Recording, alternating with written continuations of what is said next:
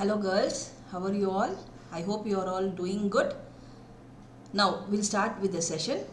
We'll go to the next session. In this session, you will be studying about the inner forms of catalog. Before we could go to the inner forms of catalog, let us recap what we studied in the last class. We studied about the inner form of catalog. The inner form of catalog is also called as internal form of catalog. It refers to the arrangement of the catalog entry in a logical and systematic order, easy for storage and retrieval. And this inner form of catalog is divided into three divisions. They are alphabetical catalog, classified catalog and alphabetico-classed catalog.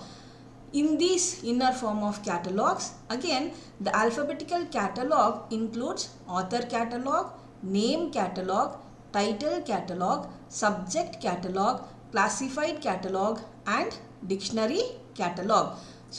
Classified catalog is different, and alphabetical catalog includes only author, name, title, subject catalog and dictionary catalog. Now we will go deep into these alphabetical catalog. The first among them is the author catalog. Author, ಮಕ್ಕಳೇ, author ಅಂದರೆ ಯಾರು ಹೇಳ್ತೀರಾ? Yes, author ಅಂತ ಹೇಳಿದರೆ ಕವಿ or creator, the person or the chief person who is responsible for the intellectual thought content of the work. So the person who is using his brain to actually express his thoughts or express his ideas, and he brings out in the form of a book, or he writes and gets it in the form of a book, is who is called as a author. Author is also called as a creator of a work. Right. So ಯಾವುದೇ ಒಂದು ಕೆಲಸನ ನಾವಾಗೆ ಖುದ್ದಾಗಿ ಅದನ್ನು ನಮ್ಮದೇ ಸ್ವಂತವಾದ ಒಂದು ವರ್ಕನ್ನು ಮಾಡ್ತೀವಿ ಅಂತ ಹೇಳಿದರೆ, ಅಥವಾ ಸ್ವಂತವಾದ ಒಂದನ್ನು ಕ್ರಿಯೇಟ್ ಮಾಡ್ತೀವಿ ಅಂತ ಹೇಳಿದರೆ, we become the author of it or we become the creator of it. So who is given the most importance in it? The author is given most importance. The author is given most importance because he is the one who is creating the work. Like for example, ನೀವು fashion designing ಎಲ್ಲ ಹೋದರೆ ಅಲ್ಲಿ ನೋಡ್ಬೋದು, fashion ಆಗಿ ಡ್ರೆಸ್ಸುಗಳನ್ನು ಮಾಡಿರ್ತಾರೆ. Okay, ಅದೆಲ್ಲ ಅವ್ರು ಹೆಂಗೆ ಮಾಡ್ತಾರೆ? ಅವರ ಕ್ರಿಯೇಟಿವಿಟಿ ಅಂತ ಹೇಳ್ತೀವಿ, ಹೌದಾ? ಅವ್ರು ಕ್ರಿಯೇಟಿವಿಟಿಯಿಂದ ಏನು ಮಾಡ್ತಾರೆ? ಹೊಸದಾದ ಐಡಿಯಾಸನ್ನು ಕ್ರಿಯೇಟ್ ಮಾಡ್ತಾರೆ, ಹೊಸದಾಗಿ ಮೆಟೀರಿಯಲ್ಸನ್ನು ಕ್ರಿಯೇಟ್ ಮಾಡ್ತಾರೆ, ಹೊಸದಾಗಿ ಡ್ರೆಸ್ ಮೆಟೀರಿಯಲ್ಸನ್ನು ಕ್ರಿಯೇಟ್ ಮಾಡ್ತಾ ಇದ್ದಾರೆ. So that creativity work comes from the minds of the author. ಅದಕ್ಕೆ ಅವರನ್ನು ಏನಂತ ಹೇಳ್ತೀವಿ?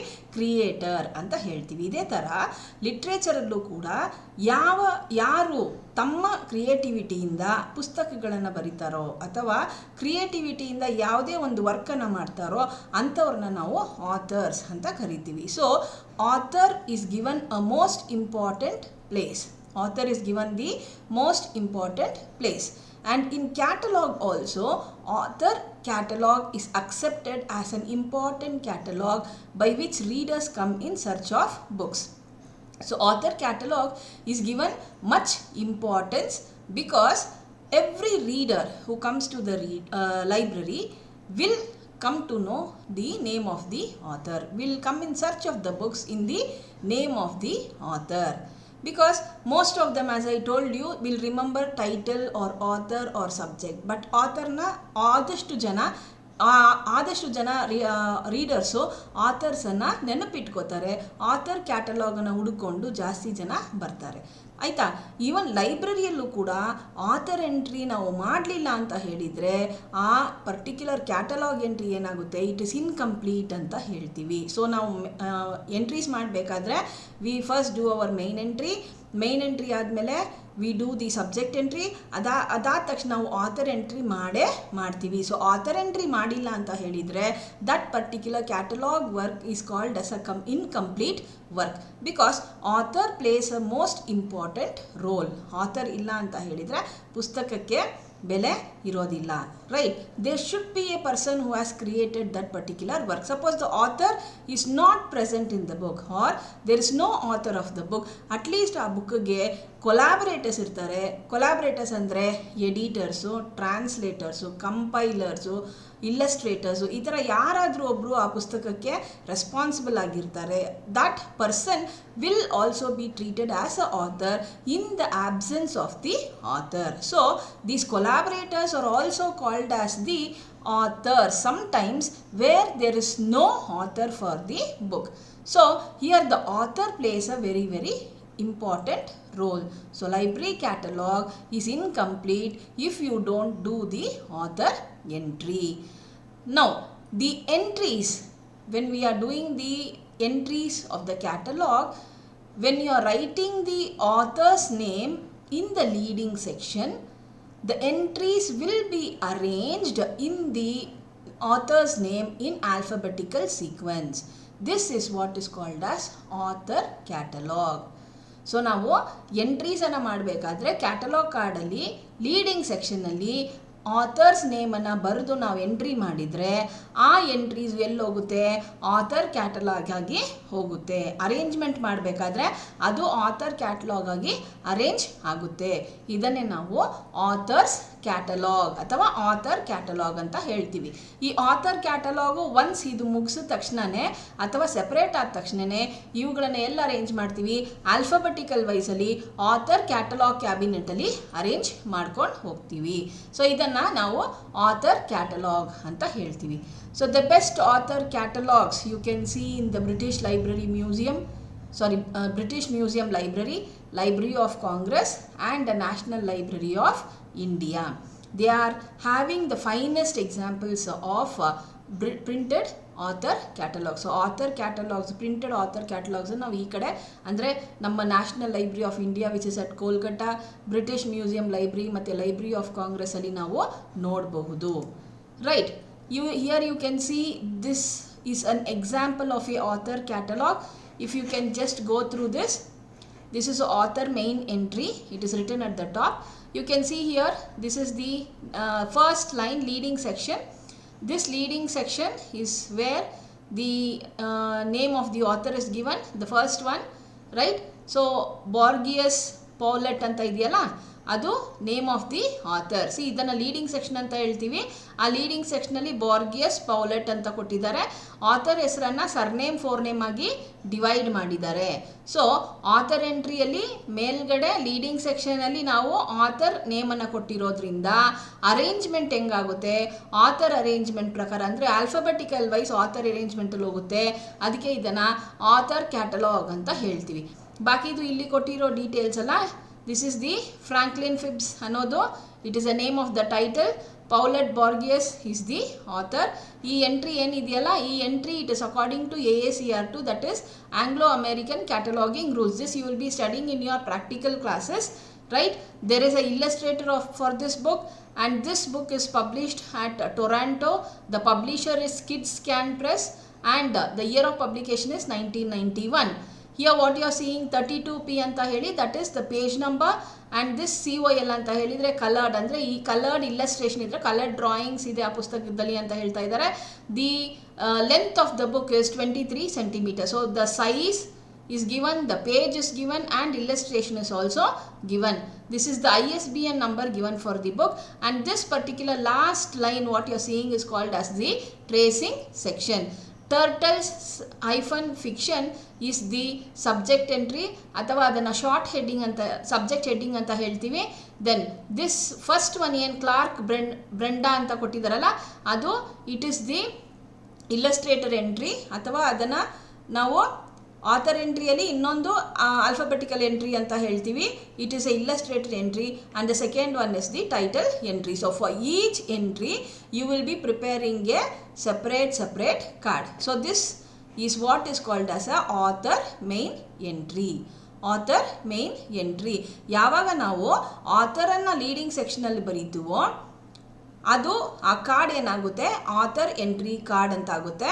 ಸೊ ಅರೇಂಜ್ಮೆಂಟು ಕೂಡ ಏನಾಗುತ್ತೆ, ನಾವು ಲೀಡಿಂಗ್ ಸೆಕ್ಷನಲ್ಲಿ ಏನು ಬರೆದಿರ್ತೀವೋ ಅದನ್ನು ನೋಡಿಕೊಂಡು ಅರೇಂಜ್ಮೆಂಟನ್ನು ಮಾಡೋಕ್ಕೆ ಹೋಗ್ತೀವಿ. ಇಲ್ಲಿ ಆಥರನ್ನು ಬರೆದಿರೋದ್ರಿಂದ ಅರೇಂಜ್ಮೆಂಟು ಕೂಡ ಆಥರ್ ಅರೇಂಜ್ಮೆಂಟ್ ಆಗುತ್ತೆ. So this card will be separated and it will be arranged in the author catalogue cabinet under B. Under ಬಿಯಲ್ಲಿ ಅರೇಂಜ್ ಮಾಡ್ತಾ ಹೋಗ್ತೀವಿ. So this is what is called as a author main catalogue. Next you can see here, this is another author catalog. This is another author catalog where easily you can understand. They have given all the details here. See, this is a primary location number R anta kottidare, right? That means reference book, right? And this 294.3, this is the call number 294.3 ROB ಅಂತ ಹೇಳಿದರೆ ಇದು ಕಾಲ್ number ಅಂತ ಹೇಳ್ತೀವಿ.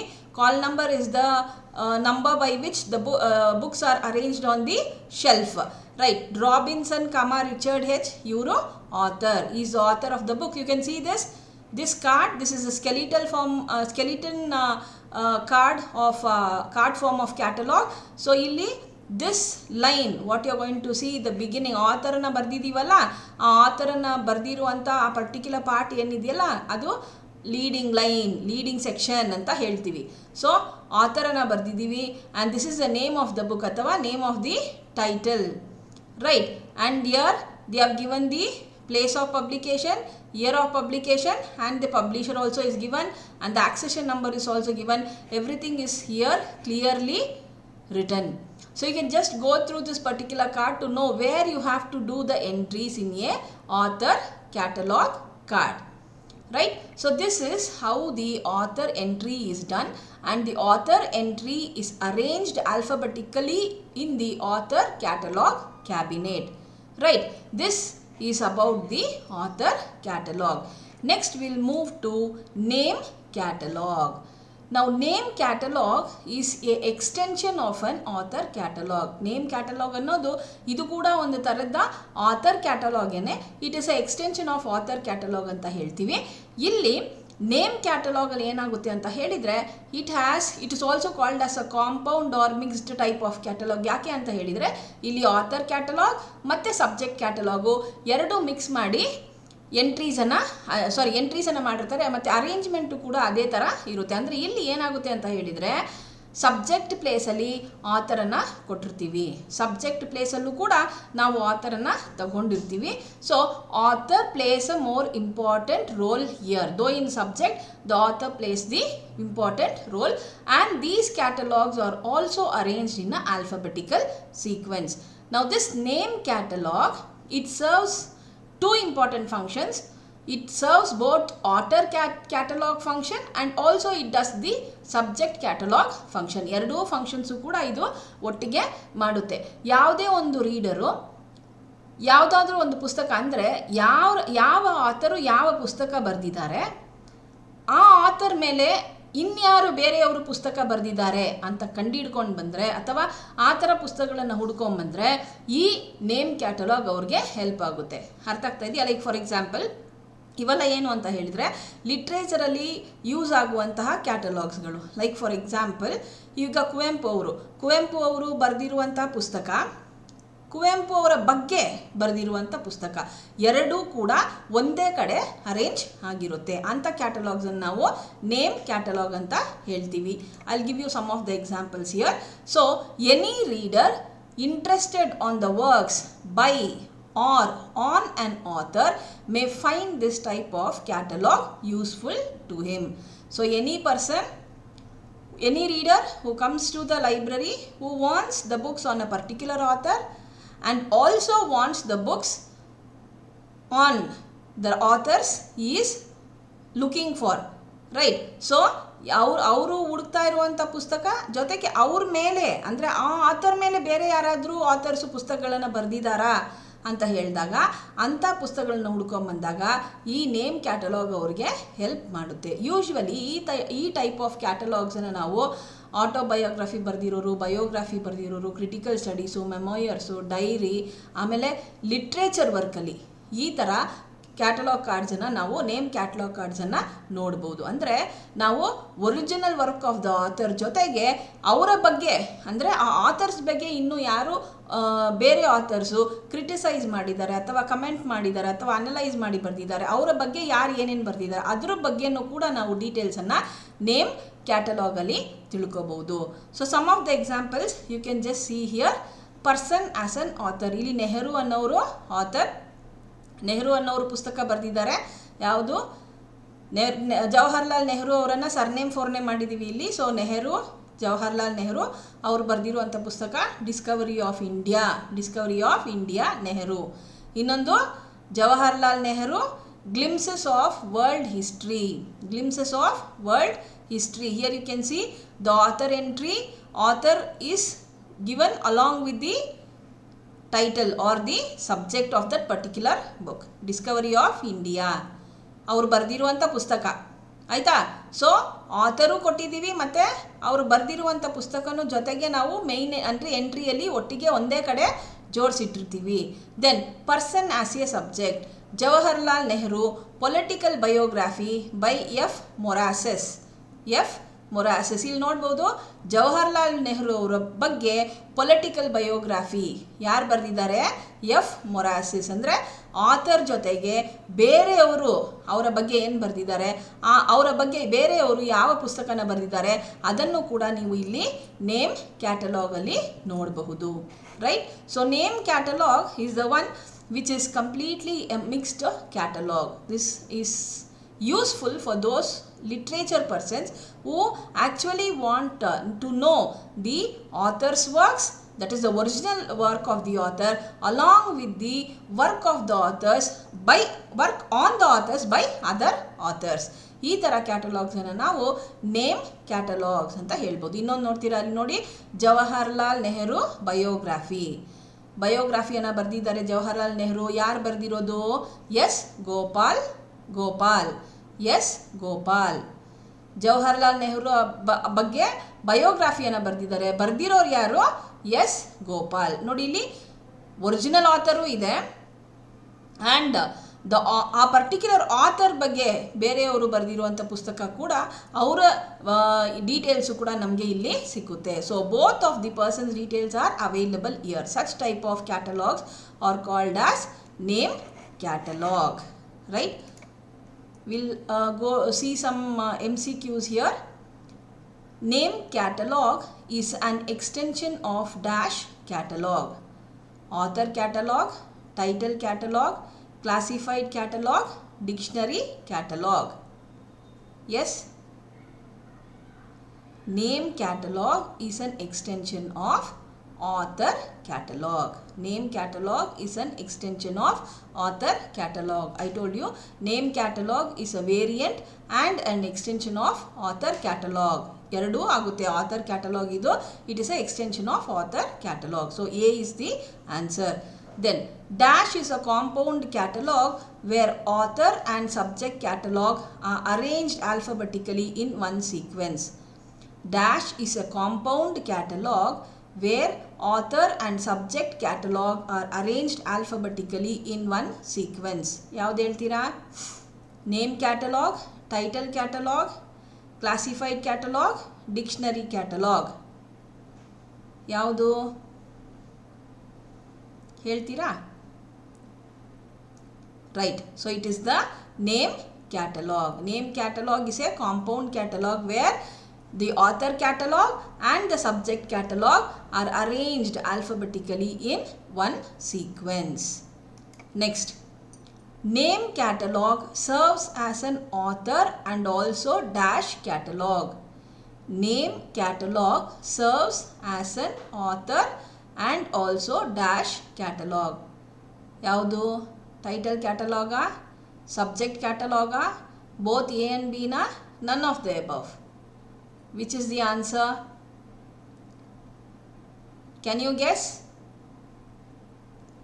Yes, it is subject catalog. Name catalog serves as an author and also subject catalog. Right. Then next you have a descriptive question here. Explain briefly name catalog with suitable examples. Explain briefly name catalog with suitable examples. You can have many more questions. Write in descriptive. They might ask you about explain the author catalog with an example ಅಂತ ಕೇಳ್ಬೋದು. So ಅಲ್ಲಿ card ಕೊಟ್ಟಿದ್ದೀನಲ್ಲ ನಿಮಗೆ, author catalogue card ಕೊಟ್ಟಿದ್ದೀನಲ್ಲ, ಅದನ್ನು ನೀವು ಬರೆದು explain ಮಾಡ್ಬೋದು. So girls, today in this session we saw to the inner forms of catalog. ಆ inner forms of catalogue ಅಲ್ಲಿ ಆಥರ್ ಕ್ಯಾಟಲಾಗ್ ಮತ್ತು ನೇಮ್ ಕ್ಯಾಟಲಾಗ್, ಆಥರ್ ಕ್ಯಾಟಲಾಗ್ ಮತ್ತು ನೇಮ್ ಕ್ಯಾಟಲಾಗ್, ಈ ಎರಡು ವಿಧವಾದ ಇನ್ನರ್ ಫಾರ್ಮ್ಸ್ ಆಫ್ ಕ್ಯಾಟಲಾಗನ್ನು ನಾವು ನೋಡಿದ್ದೀವಿ. You have any doubts? Any doubts? If you have any doubts, you can ask so that I can clarify. No doubts? So I conclude with this session. Have a good day, girls. I will meet again in the next session. Thank you.